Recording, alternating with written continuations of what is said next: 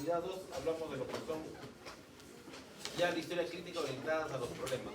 Ya en la primera parte hemos hablado de lo que es el reconocimiento de los signos y síntomas. Ahora vamos a aplicar este conocimiento que son los motivos de consulta frecuentes por cada problema que tenga el paciente para orientar a un diagnóstico.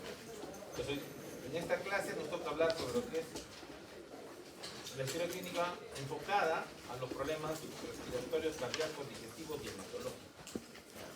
¿Ya? Entonces, vamos a tocar algunos puntos importantes y aprender a interpretar lo que es el objetivo que se quiere lograr en ustedes. Orientada a los problemas respiratorios van dentro de la historia clínica y empezando igualmente, como hemos dicho, con la historia clínica que ya sabemos hacer, y nosotros vamos a ir indicando en este caso, en el grupo de pacientes con enfermedades respiratorias, pues nos tendremos que poner a pensar en la edad, ¿no? O sea, si yo estás pensando que es un paciente con una enfermedad respiratoria, por decir, si tengo un paciente adulto mayor que tenga una tos persistente, pues pensaré en enfermedades probablemente oncológicas, en enfermedades ocupacionales, ¿no?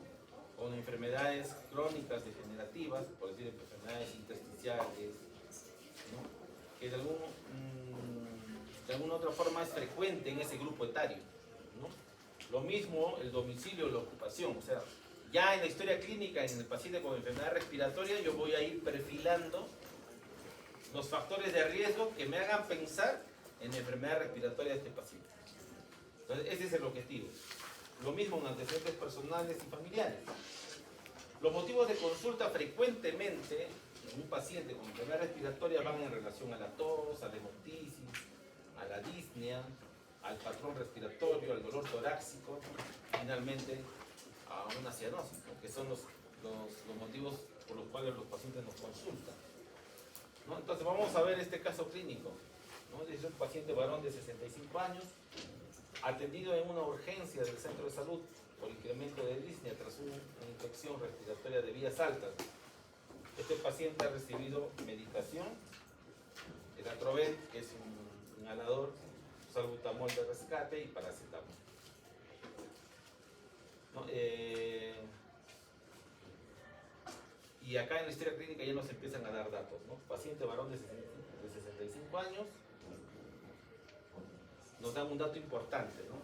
En el caso del hábito tabáquico en los pacientes, en las personas, para lo que son enfermedades respiratorias. Dice, es fumador desde hace 18 meses, 30 cigarrillos al día durante 30 años.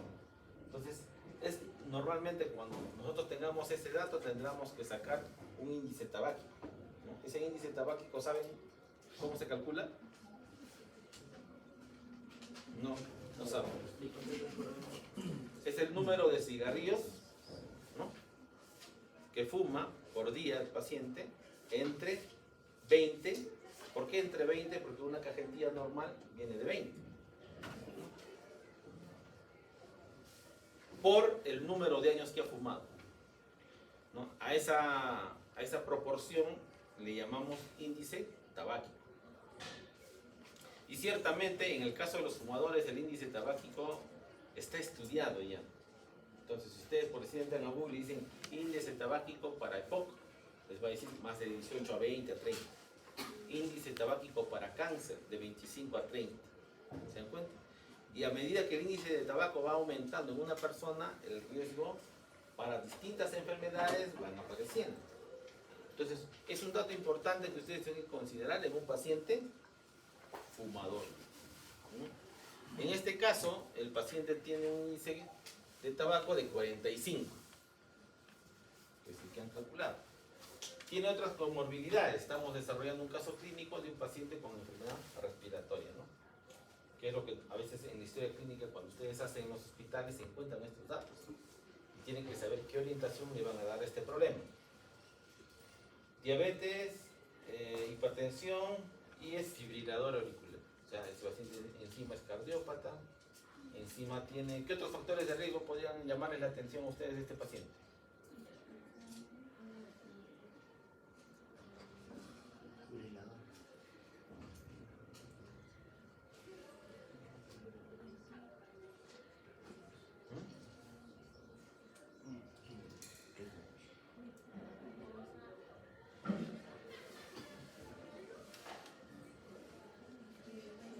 paciente hipertenso y tiene una arritmia, ¿no?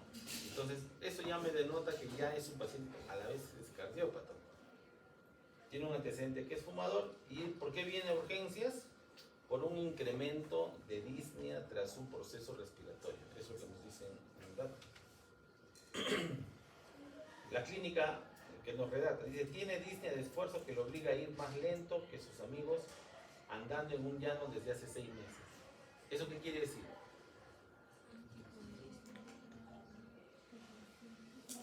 ¿Cómo? 6 meses de evolución. Como que ha habido un cambio en la disnea, ¿no? O sea, ya en el llano, sí, ya en el llano el paciente se agita, ¿no? En comparación a otras personas de su misma edad. No hay criterios clínicos de bronquitis ni agudizaciones. Es vacunado de la gripe y no tiene vacunación antineumocócica. Al examen físico se muestra eupneico y en reposo, con una saturación de 96 y una tensión arterial de 140/80. Al andar desatura hasta 90%. O sea, si hay una disnea, ¿te parece? Al examen cardiovascular lo ponen normal, ¿no? Y al respiratorio hay hipofonesis generalizada, ¿no? ¿Qué podemos entender de esto? Ya han hecho examen físico pero normal, ¿no? Hipofonesis quiere decir que hay... ¿Cómo? O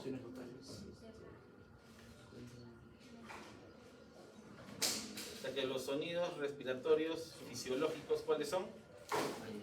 ¿Cuáles son? Murmullo vesicular, el otro. Ajá, ruido laringotraqueal y el bronco-vesicular, ¿no? Entonces quiere decir que estos ruidos están pasando de forma, o se escuchan hipofónicos, o sea, no se escuchan, han disminuido.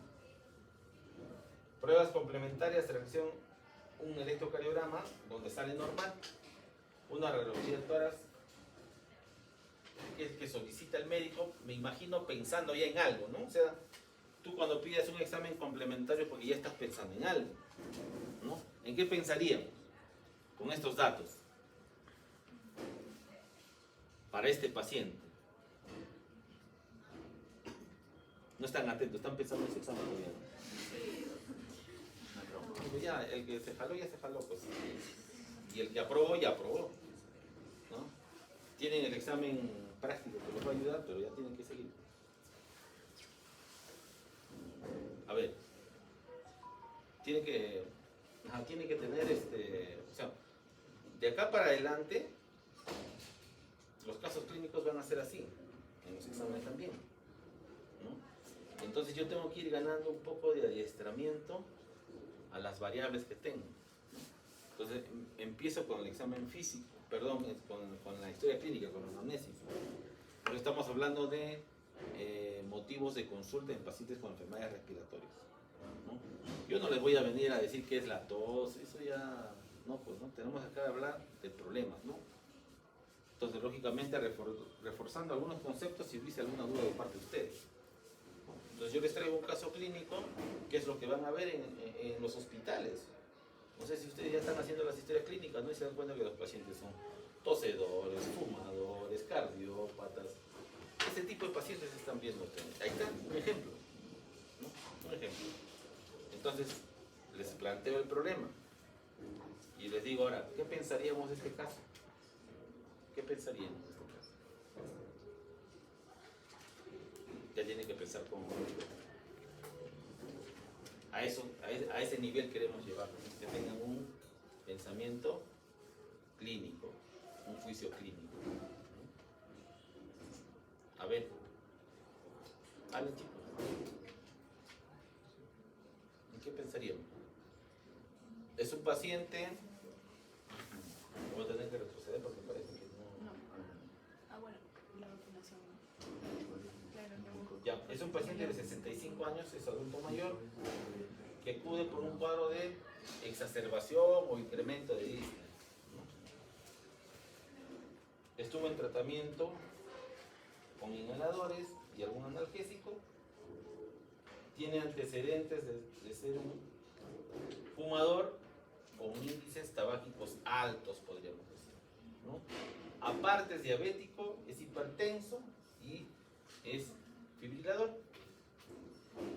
Dentro de la clínica lo que remarcan es que hay un incremento de disney, ¿no? Después nos dicen que no hay criterios de bronquitis, que es vacunado de la gripe y no tiene vacunación para lo que es neumococo.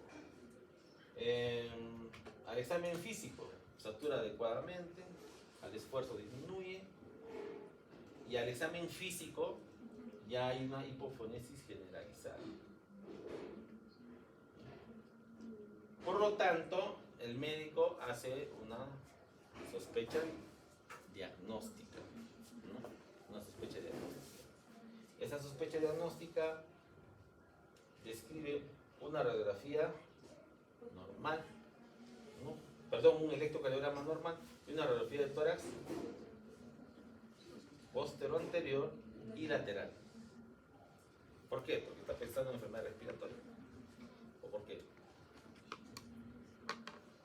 Claro. EPOC, muy bien. EPOC, pero ¿qué EPOC? Enfisema. Porque el índice tabáquico, ¿No? por índice tabáquico elevado puede ser efisema. Por índice torácico. Tabáquico elevado, o sea, porque es consumo. Por índice tabáquico puede ser EPOC. Ajá, ¿no? Claro. Ahora yo sé que el EPOC tiene ciertos fenotipos bronquíticos y enfisematosos. Y ahí está la respuesta de la doctora bien claramente. Bronquitis, no hay criterio. Ustedes saben que el criterio para bronquitis crónica es un criterio clínico. ¿Cuál es el criterio clínico, doctora? Ajá. Tos. No. Cianosis. No. Nadie sabe. Qué bueno, porque están en la clase, pues, ¿no? Tos persistente, ¿ya? Por más de 3 meses, ¿ya? Tos persistente por más de 3 meses, en al menos un periodo de 2 años. ¿No? O sea, quiere decir que tú, cuando defines una bronquitis, no tiene que ver con la expectoración, ¿se dan cuenta? No. El bronquítico es el tosedor, pues. Es el tosedor por per se. No. Estamos hablando del EPOC y del fenotipo de bronquitis crónica. El asma, ya habla, pero el asma, para aclararte la duda, porque te vas a quedar con la duda. En el asma puede haber tos, inflamación y secreción, ¿no? ¿Ya? Pero en el asma es una enfermedad también crónica, ¿ya? Pero con ciertas características. ¿Cuáles son las características del asma? Que es una enfermedad obstructiva reversible. O sea, tú le haces, en el asma hacemos lo que se llama una espirometría con prueba broncodilatadora. Es una espirometría dinámica, ¿no? Entonces ahí seleccionas a los obstructivos y los asmáticos. Entonces, estamos dentro del campo del EPOC. Entonces la doctora dijo, doctor, EPOC yo recuerdo que es por bronquitis, por enfisema. Y usted me está poniendo que ahí no hay criterios clínicos de bronquitis, o sea, quiere decir que no tose más de 3 meses por 2 años. Eso te está diciendo. Por lo tanto, podría ser enfisematoso, ¿no? ¿Y qué relación más se encuentran ahí para pensar en enfisema?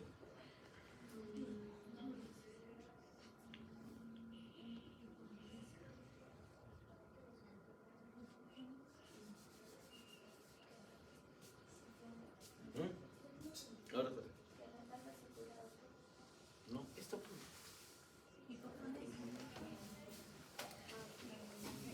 O sea, prácticamente acá tendría que los exámenes complementarios solamente justificar lo que estoy pensando. O sea, ya se dan cuenta, los exámenes complementarios, cuando yo pido, no es para ver, a ver qué encuentro, a ver qué me liga. No, es para confirmar lo que estoy pensando. Por eso soy médico, ¿no? ¿Ya? Un poco esa es la diferencia del médico latino con el médico europeo, ¿ya? Porque los médicos latinos todavía tenemos este ente clínico, de juicio clínico. ¿Ya?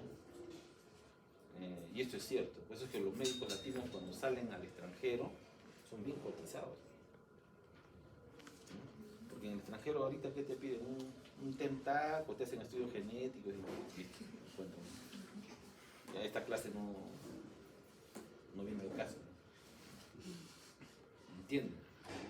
Entonces, pero, o sea, de alguna u otra forma, el conocer la enfermedad, el identificar la enfermedad, justamente este curso que es semiología, tienes que tú identificar el problema en el paciente, y esa es la clase de hoy día. Identificar el problema respiratorio en el paciente. Te estoy presentando un caso de un paciente de 65 años. Uno, que tengo que tener capacidad de escuchar y entender el problema. Pues, si yo les pregunto, a ver, ¿quién me dice qué he dicho del caso? Y de memoria, ¿quién me puede decir el caso? Será pues el alumno que ha retenido y está despertando eso. Pero si ni siquiera se acuerdan ni cuántos años tenía el paciente. ¿Qué vas a analizar? Si no te acuerdas de eso, ¿qué vas a analizar? No vas a analizar nada. ¿Dónde? Les estoy dando las pautas, que es el camino que ustedes deben seguir, porque cuando sean internos o residentes, ustedes van a manejar 15 camas. Y de los 15 tienen que aprender. O saber. Cuando te pregunten en la visita, yo te pregunto en la visita, ¿cómo está el paciente de la 606? Me tienes que decir. Es un paciente de 70 años, ¿Cómo está el de la 601? Es otro paciente.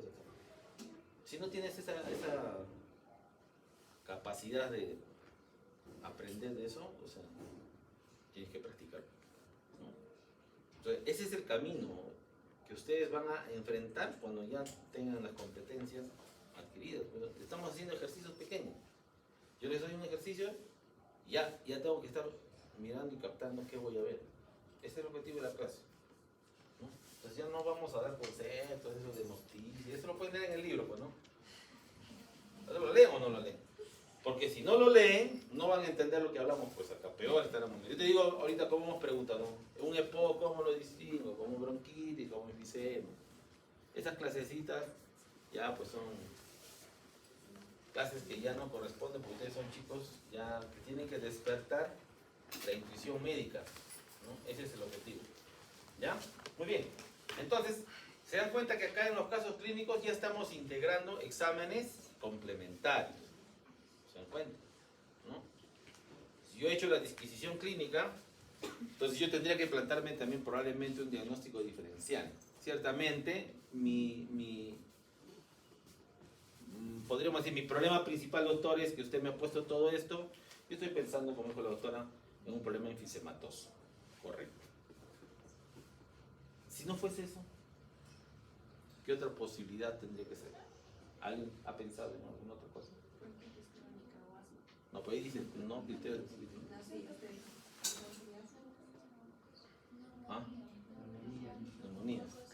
Puede ser neumonía neumocócica porque no tiene vacuna, es un factor de riesgo, pero ¿tengo clínica de neumonía? Otro factor de riesgo, tengo que este paciente ha sido tratado por una infección respiratoria alta. Y una infección respiratoria alta en un paciente adulto mayor, ¿es factor de riesgo para hacer una neumonía? Podría ser. Ha recibido paracetamol, doctor, y el paracetamol tiene analgésico, a lo mejor ha hecho fiebre. Bueno, pero no dice que ha hecho fiebre. Muy bien. Entonces, ¿se dan cuenta que yo tendría? Eso es lo que yo quiero que ustedes ganen. ¿Se dan cuenta? Tengo que tener una interpretación y una respuesta médica orientada al problema, que es lo que se llama, ¿no? Y puedo yo generar una hipótesis,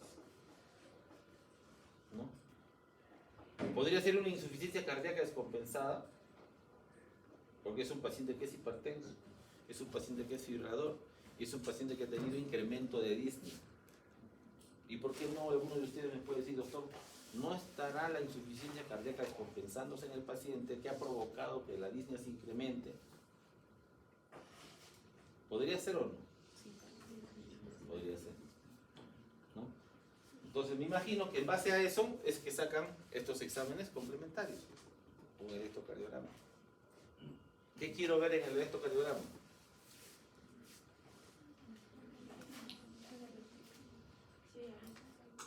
si la arritmia que tiene el paciente se ha descompensado. Entonces, acá tenemos que estudiar. Entonces, una fibrilación auricular podría tener descompensación, sí. Entonces, ya tengo que saber qué tipo de descompensación te hace una fibrilación auricular. Te hace una respuesta ventricular alta. Te puede ser una taquicardia supraventricular con respuesta alta. ¿Y a qué me lleva la taquicardia supraventricular con respuesta alta? A una disminución del gasto cardíaco. Este paciente podría ser hipotensivo. Pero no es hipotenso, doctor, está con presión de 140-80. O podría ser una FARVA, que llamamos comúnmente, ¿no? Entonces van en la historia clínica, cuando vean a los pacientes fibriladores, van a encontrar FARVA, fibrilación auricular con respuesta ventricular alta. Y las FARVAs se tratan, sí tienen que tratar. Porque pueden causar disnea, pueden causar dolor torácico, pueden causar palpitaciones, como vamos a ver ahora en los síntomas cardíacos. O sea, también tendría que haberse considerado como diagnóstico diferencial. Viendo eso, me imagino que uno de ustedes ha sido el médico y ha pedido esto. Muy bien, haremos mi plan de trabajo y pido mi electrocardiograma. Pido mi radiografía. ¿No? ¿Qué más? ¿Qué exámenes más pediríamos? Sí. Normal para el paciente, me imagino, ¿no? Porque si dice que es fibrilador crónico. Pero buena la observación de la doctora, ¿no? Usted nos está diciendo que es fibrilación crónica y ahora me pone un EKG normal. ¿Sabe? Normal para el paciente. O normal para el ritmo del paciente, porque no es normal tampoco, ¿no? Ya está enfermo ese paciente. Ojo que una fibrilación auricular crónica, que es como el dato que nos dan, esos pacientes no cardiovierten. Es el crónico fibrilador, pues, para toda su vida.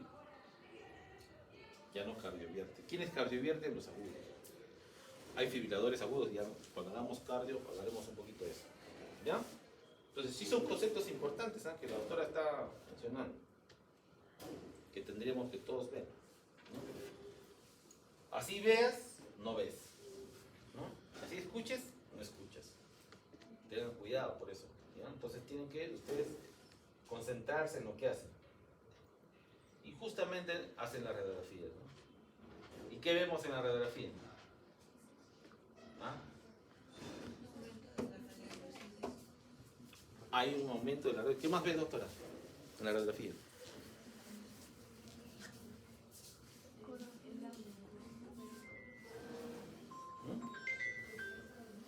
¿Algo más ves?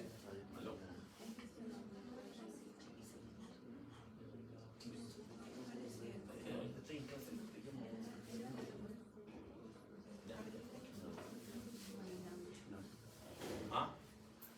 Corazón en gota. Corazón. Sin ver el celular, porque está chateando usted.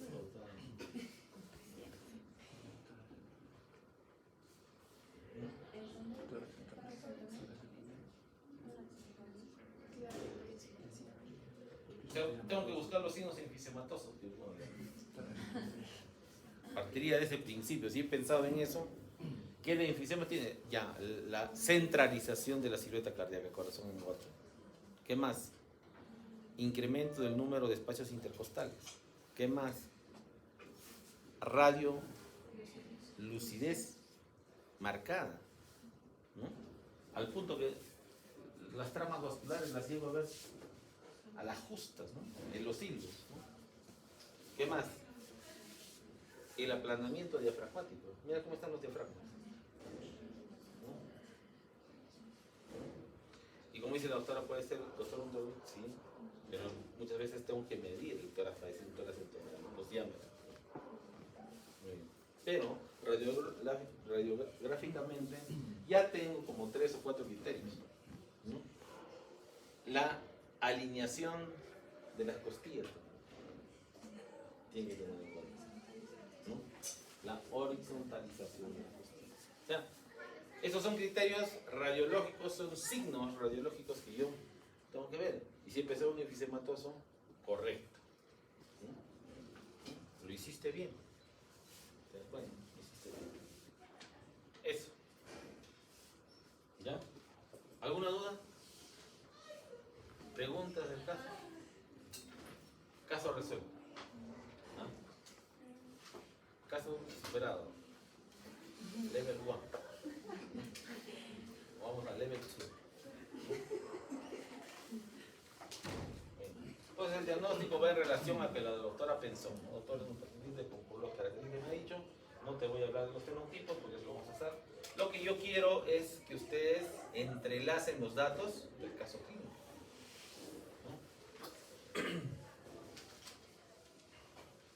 El juicio clínico finalmente concluye en un EPOC con fenotipo no agudizador, tipo enfisema de grado moderado. Esos términos de agudizador o no agudizador tienen que ver con la cantidad de exacerbaciones que tiene un paciente en el año, ¿no? El agudizador es aquel que tiene más de 2 eventos descompensantes de la enfermedad durante un año. A ese le vas a llamar agudizador, ¿no? Y no agudizador es el que tiene menos de 2 eventos. Muy bien, esos son conceptos que están en las guías del Pocket para lo que es los americanos y el Pocket, ¿no? Para los europeos. Que ya en Clínica 2 vamos a hablar de eso, ¿no? Son términos técnicos. Pero ahorita lo que yo quiero que ustedes que no me sepan tanto los conceptos, sino que me usen la historia clínica, vean el problema del paciente, en qué pienso, qué diagnósticos diferenciales tengo y qué exámenes solicito. El que me hace eso, ya aprobó el curso. Fácil, ¿no? No quise hacer tanto problema con Clínica 1. Hasta quieren plagiar. Muy bien. Clínica, caso 2.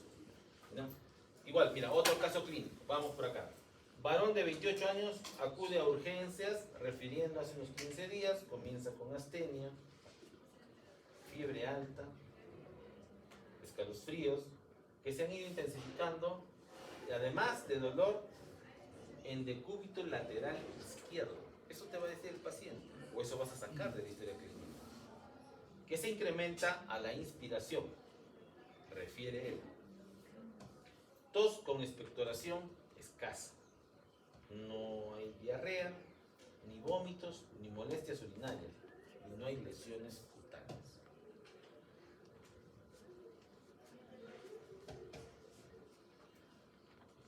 ...15 días, astenia, fiebre, escalofríos, dolor en decúbito lateral izquierdo que se incrementa a la inspiración.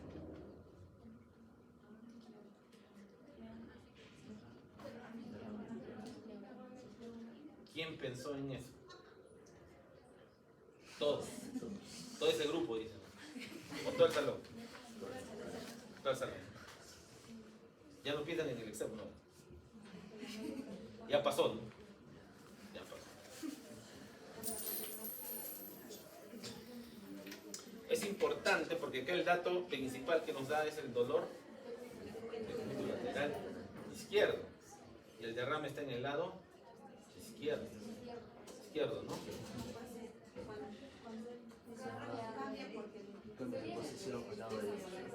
Bueno, pero ustedes están viendo la radiografía. Yo las estoy viendo a ustedes. Ustedes están viendo la radiografía. Ah, yo me he equivocado entonces, ¿no? Ya, ojo. La interpretación clínica es importante. Lo que está haciendo el paciente es una treposnea. Muy bien, doctor. ¿Por qué le tengo miedo? Una treposnea. Eso es lo que ha hecho el paciente. Una treposnea. Y la treposnea puede cambiar, ¿no?, en dos situaciones.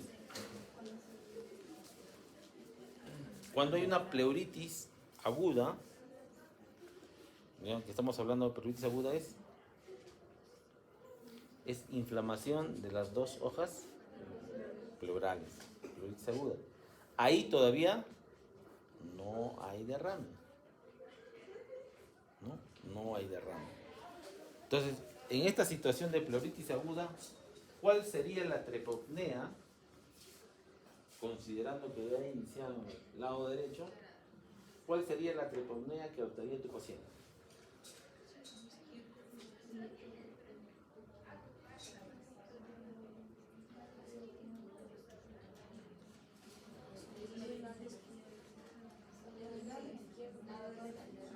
¿Cómo?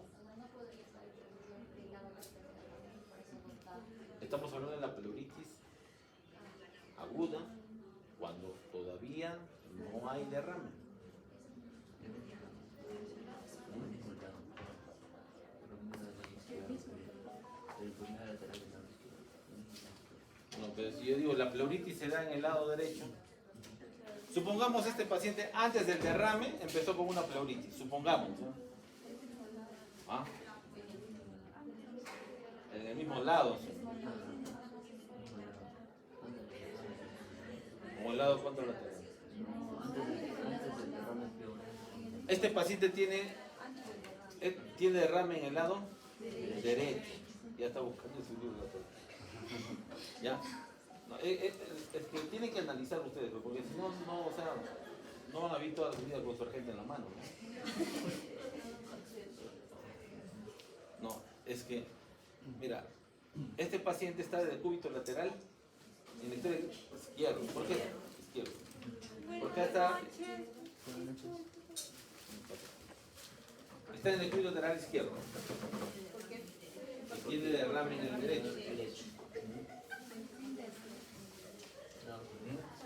¿Acá lo dice o no dice? Sí, dolor en decúbito lateral izquierdo, que se incrementa la inspiración, refiere. Y le hacen la radiografía.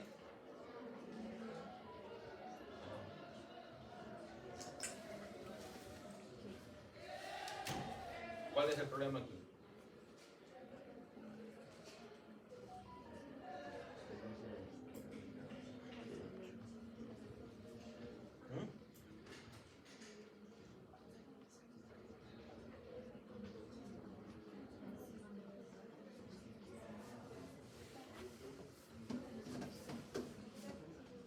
Pero si dice que tiene dolor en el cúbito lateral izquierdo, quiere decir que está apoyándose en el derecho, que no va a tolerar apoyarse en el izquierdo. Entonces ella estaría recostándose en el área de la lesión. O sea, normalmente cuando el paciente tiene un derrame, tendría que apoyarse. Acá hay dos temas. Hay un tema es el dolor y otro tema es la dificultad para respirar, ¿no? Imagínate que tú tengas un derrame masivo del lado derecho. ¿De qué lado te apoyarías para respirar mejor? Del lado derecho. Porque este pulmón está sano, ¿no? Porque si tú al pulmón sano lo comprimes, que es decir, ustedes saben, cuando un pulmón está ocupado, el otro hace un efecto compensatorio, ¿no? Incluso hicimos un enfisema compensatorio, no sé si han escuchado hablar, ¿no? Tienes una neumonía acá y este pulmón ventila más rápido para compensar, ¿no? En el derrame, quieras o no, es una lesión ocupativa y que te restringe la expansión pulmonar, ¿no? Y si yo tengo un derrame de ese lado, lo más lógico es que tendría que estar recostado del lado derecho, ¿no? Para ventilar adecuadamente. Ahora, el dolor pleural, ¿por qué aparece? Ya tendremos que verlo, porque acá estoy observando la lámina. El dolor pleural, ¿por qué aparece? Porque hay inflamación y hay roce de las hojas. Cuando un paciente ya tiene derrame, hay separación de las hojas pleurales, por lo tanto el dolor va a tender a disminuir. ¿Ya?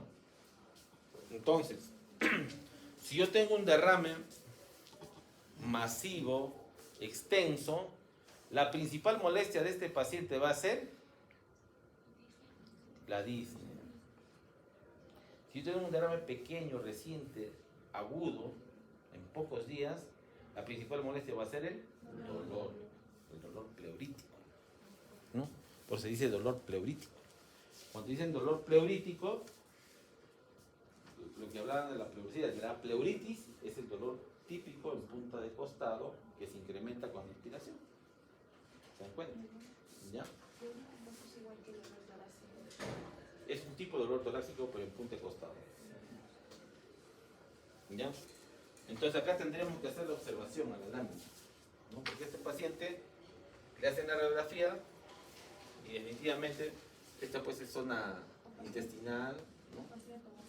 Y acá se ve la... Entonces vemos en el lado derecho que hay un derrame, ¿no? Y en la historia clínica nos ponen fiebre,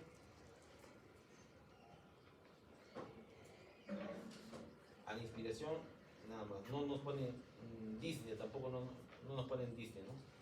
Simplemente nos ponen el derrame. Ahora, la aparición de la disnea en los pacientes con derrame dependen de la velocidad de instalación del líquido. ¿Ya? Cuando los derrames se instalan más rápidamente a volúmenes altos, la disnea es mayor, es más marcada. Y cuando los derrames se van llenando poco a poco, lentamente, que muchos pacientes ya ni se dan cuenta y de pronto empiezan a tener disneas pequeñas, es un derrame masivo, pero con llenado lento, por lo tanto la disnea es menos expresiva en el paciente. ¿Ya? Entonces, estas son las variaciones de la sintomatología que vamos a entender en los pacientes. ¿Ya? ¿Alguna duda? Doctora, también menciona que presenta escalofríos. ¿Los escalofríos le provocarían sudor posiblemente o no? No, dices fiebre alta y escalofríos. Ciertamente la doctor, pero ahí hay algo más, ¿no? De repente le pregunte la doctora. Y de repente la doctora, como el doctor les ha dicho que observen, está observando y dice, no doctor, no estoy contenta con el derrame. De repente está pensando, ¿quién produjo el derrame? ¿O no? Estás pensando en eso, ¿no? ¿Y quién pudo haber producido ese derrame? ¿En qué pensarían? En una persona de 28 años que hace astenia, fiebre, escalofríos, ya hemos encontrado que hay un derrame pleural, ¿no? Y tos con expectoración escasa. En 15 días de evolución. Si yo les pregunto eso en el examen, ¿qué alternativa marcaría, doctor, el delegado? Alternativa.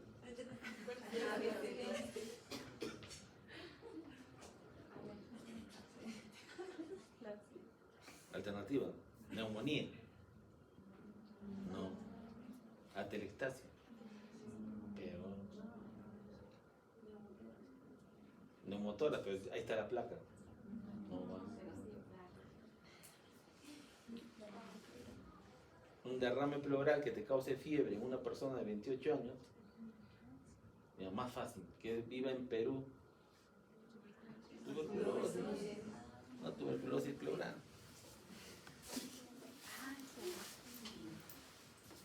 28. Ahora, si yo te digo un paciente de 70 años con derrame pleural, ojo que los derrames pleurales, las neumonías también te pueden dar derrames pleurales. Son los derrames paraneumónicos. Pero tendría que haber una lesión consolidativa más el derrame. Pero si es un paciente anciano, 80 años, fumador, con derrame pleural, ¿en qué pensaría? Por grupo etario. Y encima me dice usted, doctor, que es fumador. Entonces, tengo que aprender a relacionar mis datos. Ese es el motivo de la clase. ¿Se encuentra? ¿En qué pienso? Con lo que tengo. Pues tengo que analizar los datos que tengo. Le hacen las pruebas complementarias. Pues la doctora dice, no, doctor, no es un derrame nomás. La misma doctora dice, no, hay algo más ahí, doctor, ¿no? Lo pidió la doctora, le han hecho las pruebas complementarias también. ¿No? PCR alto, DHL casi dentro de lo normal, hemocultivos negativos.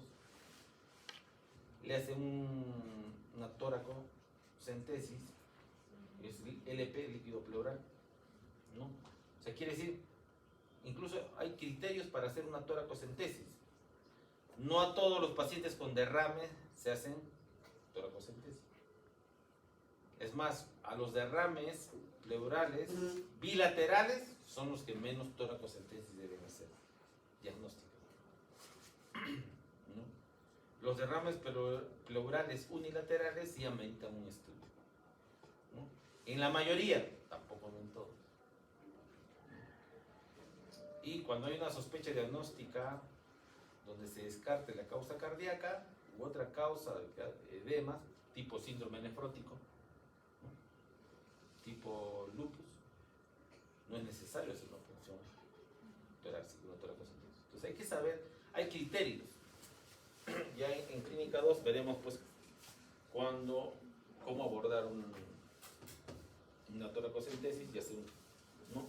Eso. Pero a este paciente, como era joven, hacía fiebre, y porque la doctora pensaba en tuberculosis, bueno, le han hecho una toracocentesis.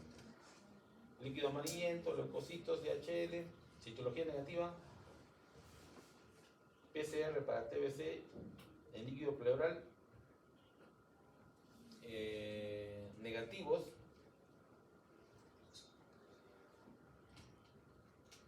¿Y hay qué?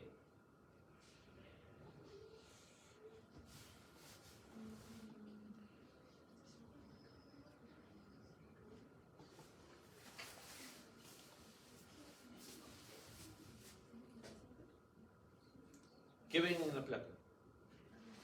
Es el mismo paciente, ¿no? No hemos pasado, no he dicho caso 3. Estamos en el mismo paciente.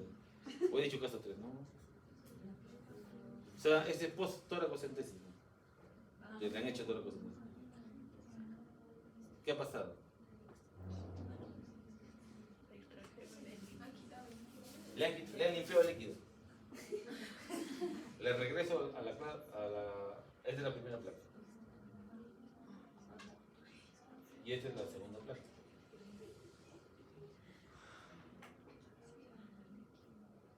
Sigue habiendo líquido. ¿Qué? Han hecho un hidroneumotórax. De repente uno de ustedes habrá pulsado el paciente. Y han hecho el estudio de líquido, pero le han hecho un hidroneumotórax. ¿Por qué? Porque hay, como dice la doctora, hay líquido, ahí veo un nivel. Y acá hay un neumotórax, punzaste el pulmón. ¿Te das cuenta? Y es una complicación de la paracentesis, perdón, de la toracocentesis.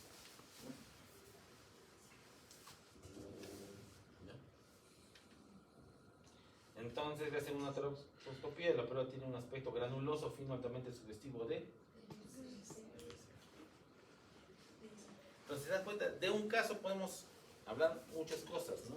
Al hablar de los órganos complementarios, hablar de los factores de riesgo, en qué condiciones vino este paciente de 28 años, con 15 días de enfermedad, con tos esporádica, con dolor torácico, decúbito lateral, se encuentra un derrame pleural, hacía fiebre, la doctora dijo, no doctora, hay fiebre, hay algo más. La fiebre no es síntoma de derrame pleural. De repente es así su observación. Entonces tendremos que buscar la etiología. Y la etiología, doctor, como es paciente de 28 años, no hay otros factores de riesgo, y ese paciente vive en Ocopía, ¿no?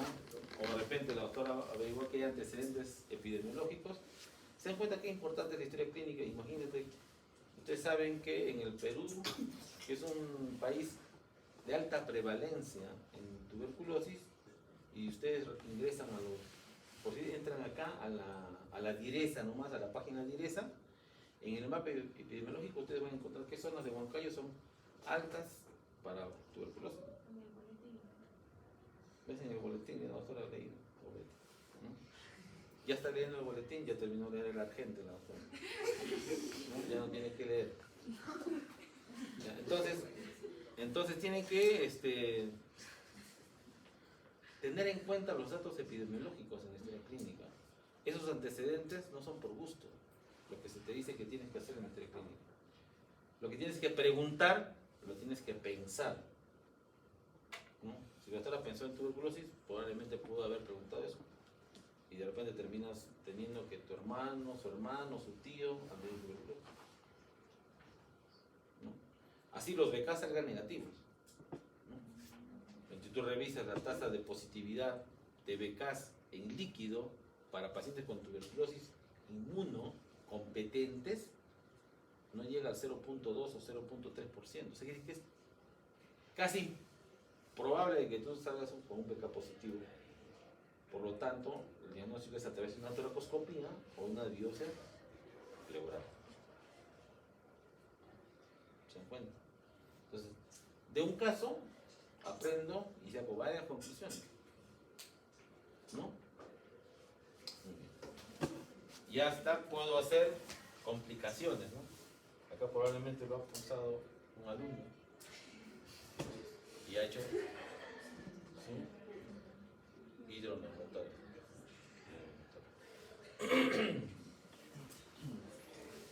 Muy bien. Caso clínico 3. Paciente de 70 años, exfumador desde hace 3 años, de 40 cigarrillos al día. Este fuma peor que chino. 40 cigarrillos. Antecedentes patológicos, es diabético y tuvo tuberculosis en su juventud. Es el dato que te da. Consulta por un cuadro de tos persistente de un mes de evolución, sin tratamiento, sin respuesta a los tratamientos pausados. No disnea ni dolor torácico. Es reinterrogado, refiere a haber tenido en alguna ocasión en las últimas semanas algún esputo hemostoico aislado. ¿En qué piensan? Ya me adelanté. He debido preguntar qué piensan antes de mostrarles la pauta. Neoplasia. ¿Qué más datos te puedo dar ya? Es caso regalado, ¿no? Es un caso regalado. ¿Por la radiopacidad o por los antecedentes? Por los antecedentes. Tengan mucho cuidado. Tengan mucho cuidado con la interpretación y descripción de las pruebas por imágenes, ¿no? En radiología hay signos radiológicos con alta especificidad para el diagnóstico de una masa pulmonar, así como no también. No toda radiopacidad es masa. Yo tengo que reunir criterios radiológicos. Hay mucho cuidado. Pero acá hay otra cosa. Y yo les he dicho cuando hemos hecho la primera clase. Hubo una historia clínica bien hecha, bien interpretada, diagnóstico del 80%. Este paciente, 70 años, tos de un mes, fumador, pero este ha fumado como ya, bueno, ¿no? 120 su índice. De hecho, revisen el índice de PAC para cada riesgo de cada persona. 120. No ha revisado seguro. Bueno, porque todavía está en clase. Entonces, quiere decir que ese paciente, y encima tiene esputo hemostoico. Ese es el dato clínico. Antes de ver la placa, porque ¿qué piensan?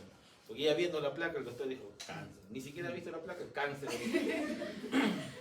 Por el factor de riesgo, ¿no? Sería una primera posibilidad. Sería una primera posibilidad. ¿No? Vemos la placa y hay una imagen radiopaca. ¿Qué más? ¿Con bordes definidos o bordes no definidos? No definidos. O definidos. O de acá ven distintos.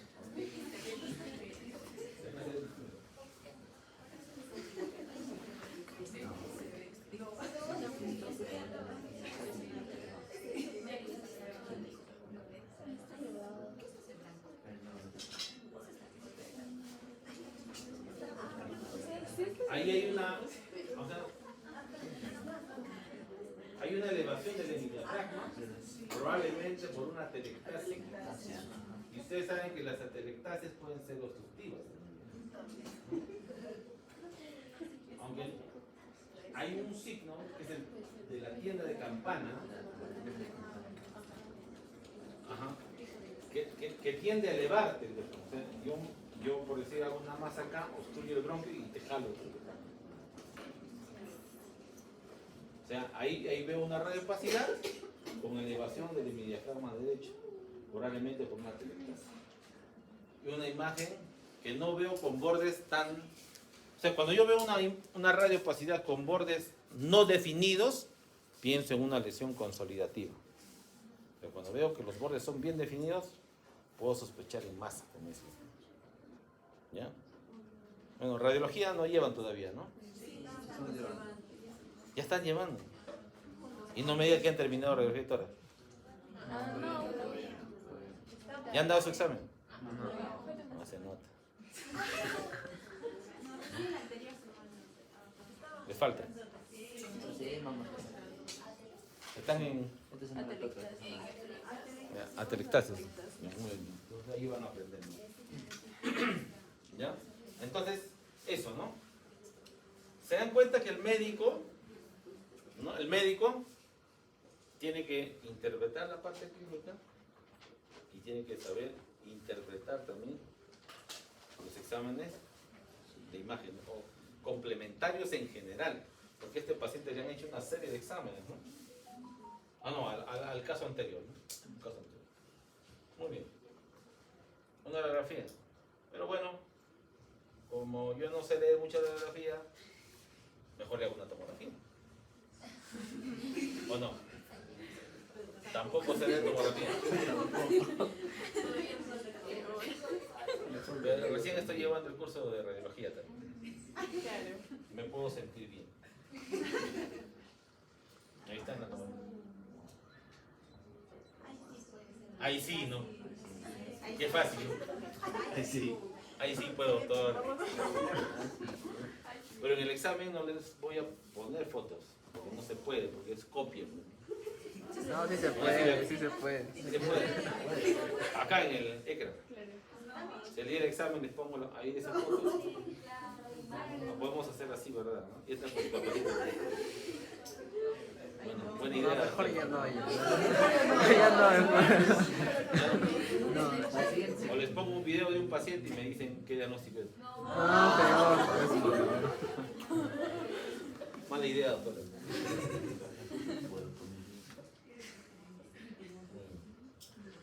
Caso clínico 4. Ya son las 10, ¿no? Sí, ya tenía este caso y ahí termina. Ya en la universidad no va a votar. ¿No va a votar? ¿No hay delegado? No, mañana tengo con el curso, con el grupo 2. Si hay asientos, ya ven a la mitad, no sé. Solamente para interesados. Igualito es de 7 a 10. Igual es de 7 a 10. Mañana, ¿quiénes pueden venir? Levanten la mano. Mañana, a las 7 de la noche, ¿quiénes pueden venir? Todos. La mitad. ¿Y cuándo pueden venir todos? Miércoles todos pueden venir. Ah, miércoles, sí, sí, miércoles.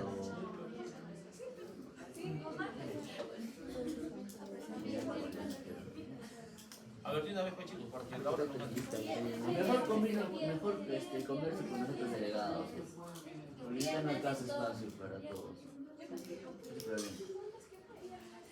Tendríamos que pedir un aula para un auditorio abajo. Ah, por eso. Así se puede hacer.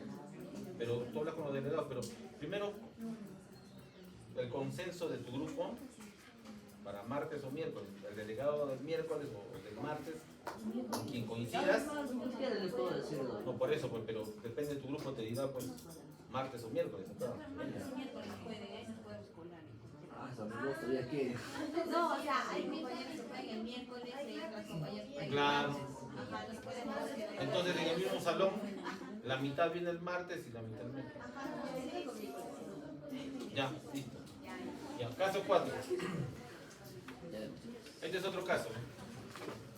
Paciente varón de 87, a ver, escucha chicos, escucha. 87 años de edad. Un IMC de 22. Tiene diagnóstico de EPOC, ya tiene diagnóstico. Este paciente comienza con catarro de vías altas y con algo de tos persistente y expectoración amarillenta los días previos. Hoy por la madrugada, despierta por aumento de la disnea, que lo obliga a dormir con 3 almohadas. Una opresión retroesternal y molestias a nivel paraesternal derecho, con presencia de silbidos, refiere el paciente. Niega fiebre y niega dolor. Por la mañana la disnea es de reposo. Aquí quiere decir que es una disnea de reposo.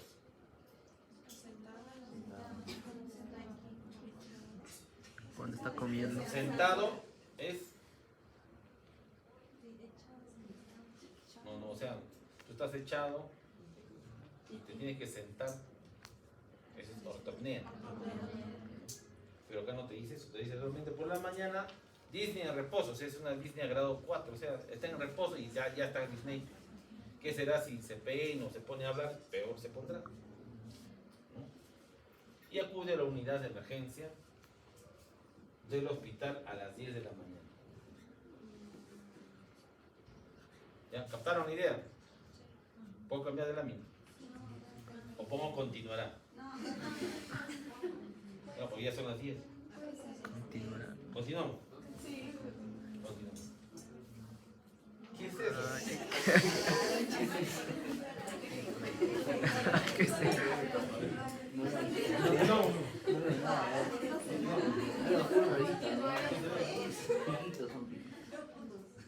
Bueno, es un electrocardiograma. ¿Cómo se come?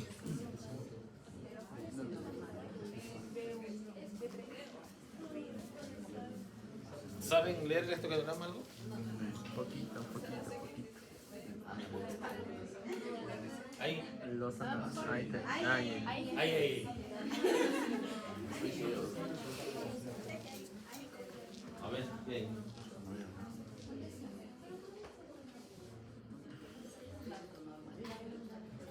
Se ve normal. Está bien. Está al revés. Mal tomado. Mal tomado. Muy bien, doctora, mal tomado. Esta es la derivada 1, la derivada 2, la derivada 3. ¿No? R, L, F. B1, B2, B3, B4, B5, B6. ¿No? ¿Estamos de acuerdo? Y esta es la D2 larga. ¿No? ¿Recuerdan? Bueno, si no saben, no se sientan mal porque no les he enseñado todavía. Muy bien. Ya, por esta vez yo les voy a lecturar un poquito. ¿Ya? Lo que llama la atención, o sea, nosotros cuando vemos un electrocardiograma, lo primero que vemos es identificar si ese electrocardiograma es de ritmo sinusal o es de otro ritmo. Porque hay otros ritmos, no solamente el sinusal, ¿no?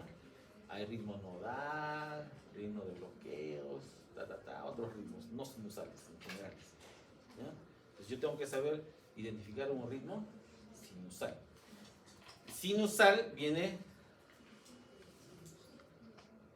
del nodo sinusal. Quiere decir que hay un marcapaso mandatorio, ¿no? Por eso se llama nodo sinusal. Es el que manda, ¿no? Así como el delegado manda acá en el salón. Él es el nodo sinusal. Él despolariza a todos. Entonces, ese nodo sinusal en el electrocardiograma está representado por la onda P. ¿Ya? Esa onda P registra que hay un nodo mandatorio, ¿no? Y esa onda P es una onda pequeñita que antecede o que aparece antes de un QRS, ¿no? Entonces el QRS son estas ondas anchas. Esta es una onda P. ¿Ven, no? Sí. Como que no, ahí está pues. Esta P, y este es el QRS. onda P. Onda P, QRS. Sí, el QRS. Y el QRS puede estar invertido, partido, no sé. Pero lamentablemente ese QRS tienes. Es lo que te queda. Pero hay una onda P. ¿Te das cuenta? ¿No? O sea, ahorita estamos hablando de la onda P. No hemos juzgado al QRS todavía. Entonces hay una onda P y hay un QRS. Sea el que sea, ¿qué vas a hacer? Es lo que tiene. Pero hay una onda P. Hay onda P, onda P, onda P, onda P, onda P, onda P. ¿No? ¿Dónde se ve mejor la onda P? En la derivada 2. Cuando ustedes le digan, analízame la onda P, ¿dónde va a buscar la tabla? Derivada 2. ¿Por qué va a buscar la derivada 2? No me han enseñado. ¿Por qué? No. Por la orientación del vector. ¿Ya? Vamos a hacer un taller de electrocardiograma, no se preocupen. Por la orientación del vector. ¿Y qué tiene que ver la orientación del vector?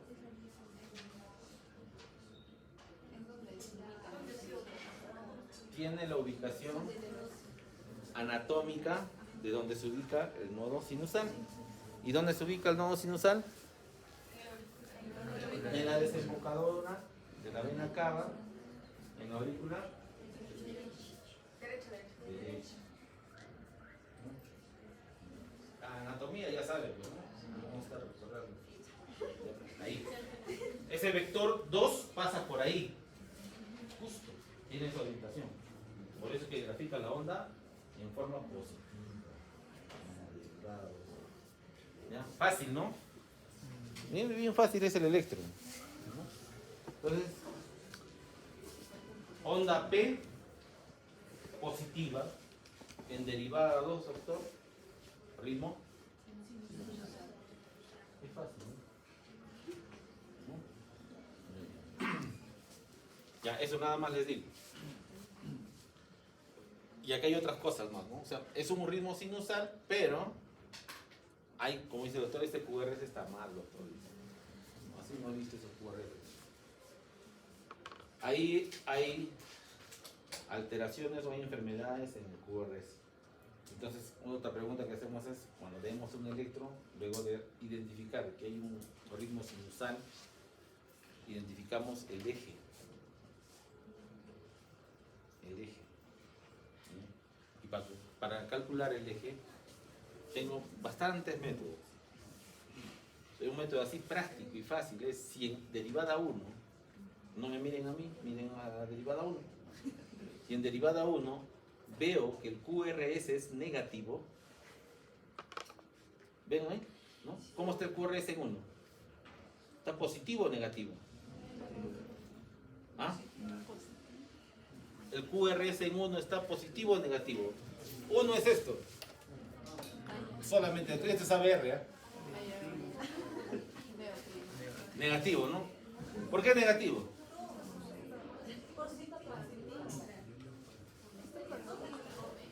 Uno, luego, de aquí a aquí es 1.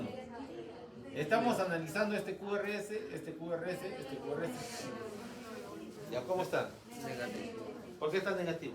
Está invertido. ¿Y para abajo es negativo? Sí. Sí, contrario. Sí. Para abajo es negativo. Hay una teoría en el electrocardiograma que es la teoría del dipolo. Teoría del dipolo. Esa teoría del dipolo te determina las ondas isoeléctricas, las ondas positivas y las ondas negativas, ¿no? Negativo, ustedes no sé si recuerdan física, ¿no? Me imagino han estudiado para ingresar a la universidad. Los signos positivo o negativo van en relación a la orientación de la dirección del vector. ¿Recuerdan? Si yo te pongo un vector positivo acá, quiere decir que el vector está yendo por acá. Si te pongo negativo acá, quiere decir que el vector está yendo en sentido contrario. ¿Recuerdan? En esto se va la teoría del dipolo. Y el que entiende esto ya lee todo tipo de electro. No necesita. Ya suspendemos el taller, ya no hacemos el taller. Entonces acá es un QRS como un vector negativo que está yendo en sentido opuesto. Y cuando va en sentido opuesto es por dos cosas. ¿Ya? Quiere decir que la corriente no está pasando por ahí. ¿Me entienden? O que ese tejido está deteriorado. Por eso cuando ustedes tengan un infarto van a ver T negativas, ondas Q.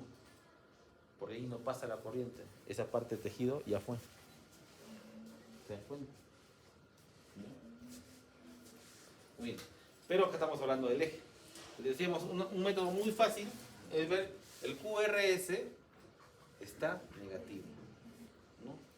Por lo tanto, ese eje está desviado a la derecha. ¿Sí? Desviado a la derecha. Muy bien. Entonces, eso es lo que encontramos. Es un ritmo sinusal con un eje desviado a la derecha.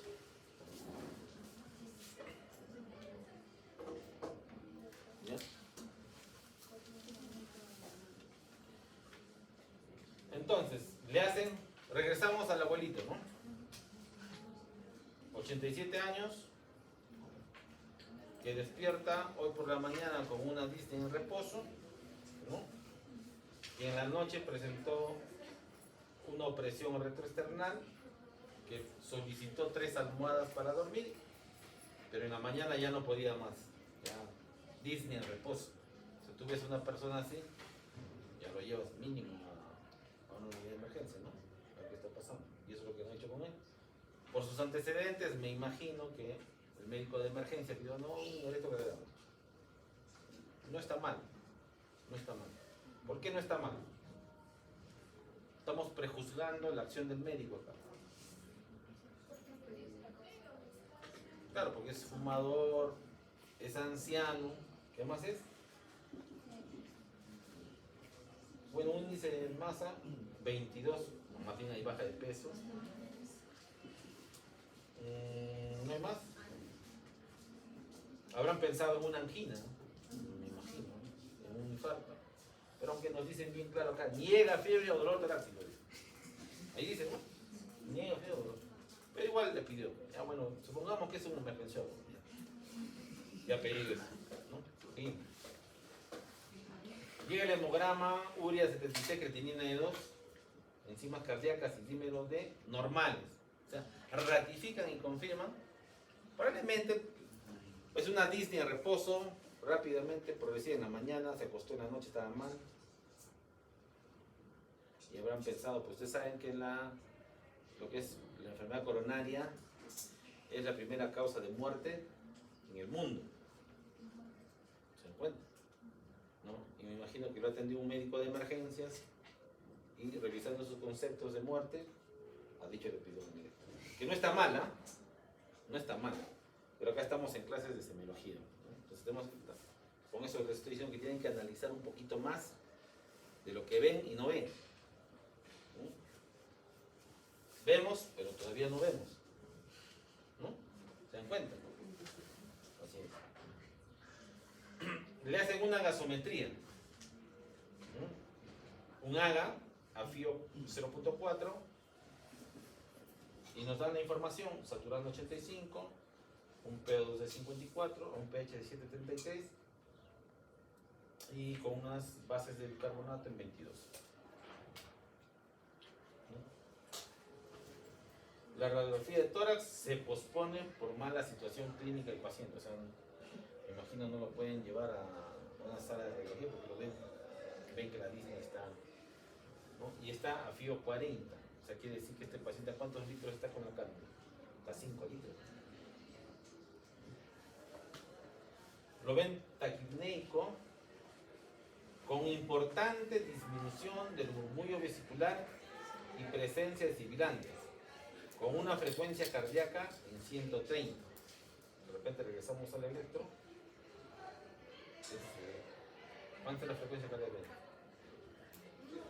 Aumentada, dicen. ¿No? 300, 150, 100, 1, 2, 3, 130. Así cerca la frecuencia cardíaca. Y en el taller van a... Muy bien. ¿En qué pensamos? Neuma.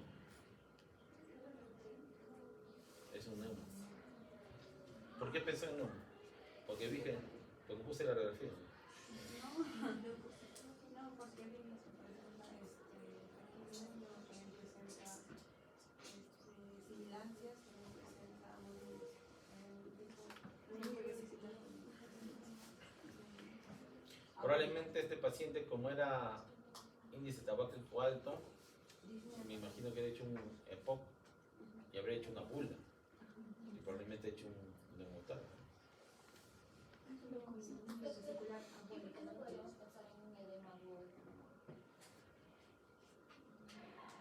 Ajá, buena pregunta. En el edema agudo de pulmón, cuando nosotros hablamos de edema agudo de pulmón, tengo que pensar en dos cosas. El edema agudo de pulmón de origen cardiogénico y de origen no cardiogénico. Acá, para origen no cardiogénico, ¿tengo algún dato? No. Pero cardiogénico probablemente sí. Pero ya tengo el electrocardiograma. Al menos no hay evidencia de un cuadro coronario que me haya hecho un edema agudo de origen pulmonar cardiogénico. 1. 2. Los ruidos cardíacos, ¿cómo estaban en el paciente?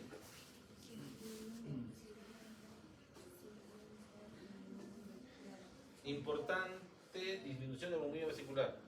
En un edema agudo de pulmón, ¿cómo están los ruidos cardiogénicos? Los ruidos respiratorios.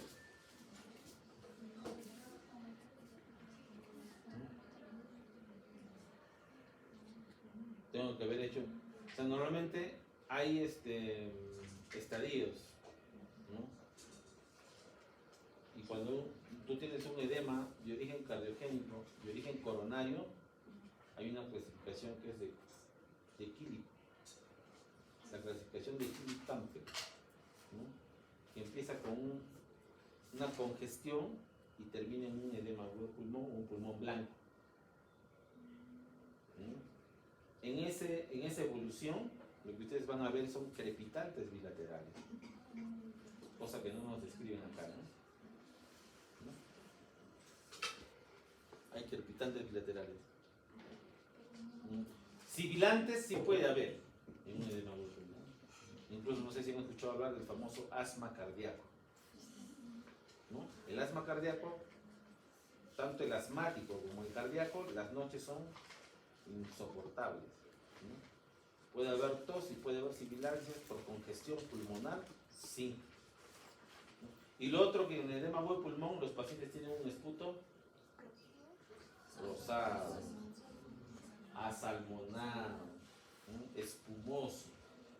Entonces, eso me hace pensar clínicamente en un edema agudo de pulmón.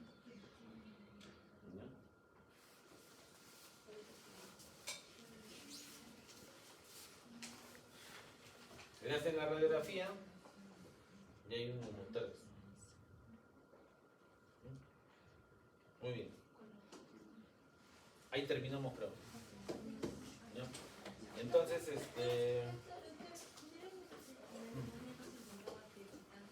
Generalmente la neumonía no es crepitante, doctor. no, eso ya sáquense de la cabeza. ¿Ya? Los crepitantes, a ver, un crepitante se origina porque hay presencia de contenido alveolar. Ese contenido alveolar no necesariamente puede ser infeccioso, puede ser exudativo o transudativo. Transudativo es en el caso del origen cardiogénico, ¿no? Porque hay incremento en la presión capilar, ¿no? Hay incremento en el espacio intersticial y hay extravasación de líquido al alveolo. Por lo tanto, cuando ocultes a tu paciente, no te va a decir pues crepitantes congestivos, ¿no? No hay forma de diferenciar entre un crepitante húmedo de origen neumónico y un cardiogénico, no hay forma. Por lo tanto, no es tu única herramienta, ni mucho menos podemos pensar que un crepitante es característica solamente exclusiva de una neumonía. Falso. Porque también puede estar en la bronquiolitasia, también crepitantes. Los crepitantes que aparecen en el contexto de un paciente con enfermedad pulmonar crónica, estamos hablando de la fibrosis pulmonar, estamos hablando del EPIT, ya son otros tipos. son los crepitantes gruesos de tipo velcro, que no son como los crepitantes húmedos, que los escuchas en una neumonía, en una congestión de otro tipo o una congestión cardíaca.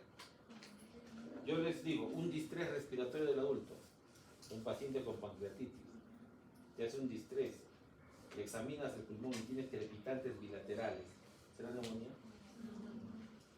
No. Sí, puede ser un distrés. ¿Ya? Entonces, neumonía, mucho cuidado. ¿Ya? No, Igual que crepitante no es igual a neumonía. igual que sibilancia no es igual a asmonías. Así es. ¿No? Cuando hablamos de sibilantes, hay sibilantes polifónicos y hay sibilantes monofónicos. Entonces, mejor patología respiratoria, guardamos un poquito para que no se confundan, pero ya para que las dudas estén claras, ¿no? Gracias. Muy bien. Listo, chicos.